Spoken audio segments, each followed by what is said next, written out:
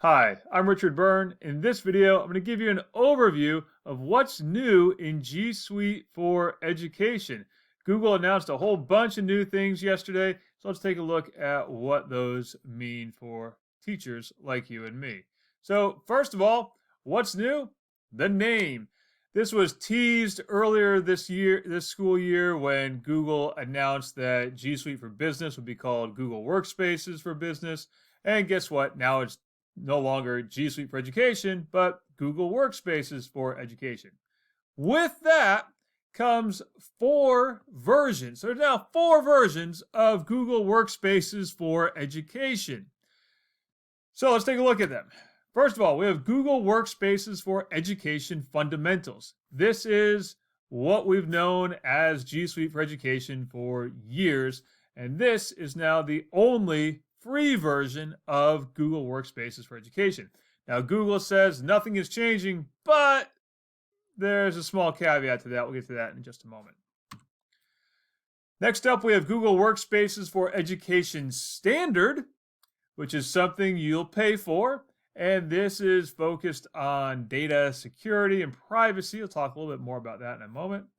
Then we have Google Workspaces for Education Teaching and Learning Upgrade. If you're keeping track, that's our 3rd version. And yes, you're going to pay more for that. And finally, we have Google Workspaces for Education Plus, which you'll pay the most for. And Google Workspaces for Education Plus was previously known as G Suite for Education Enterprise. So there's our 4 versions. Let's take a look.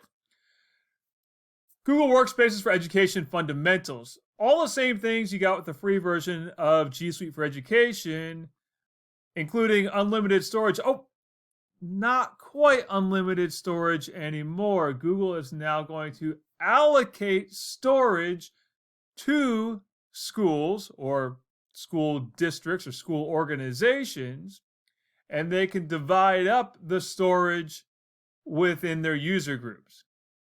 And there's going to be a lot of that storage available, but that it's not truly unlimited storage anymore. So keep that in mind. You should still have plenty of space for everything you'll ever do in your Google account, your school Google account, but it's not truly unlimited storage anymore. You'll still have all the Google Drive tools that you've used, Google Docs, Slides, Jamboard, all that. Still have the collaboration, and you're still going to have limited originality reports. You'll still have just those 3 originality reports, or plagiarism reports, if you will. They'll let you check to see if kids have copied each other's work or copied work from the internet. So that's Google Workspaces for Education Fundamentals. Then we have Google Workspaces for Education Standard, which is not free. This is all about data security and also usage analytics.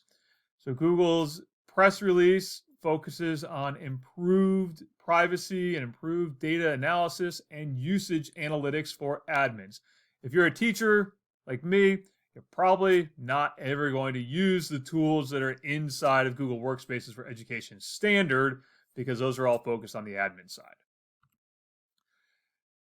If you're a teacher like me, Google Workspaces for Education Teaching and Learning Upgrade is what you might use if your school chooses to pay for the upgrade for this.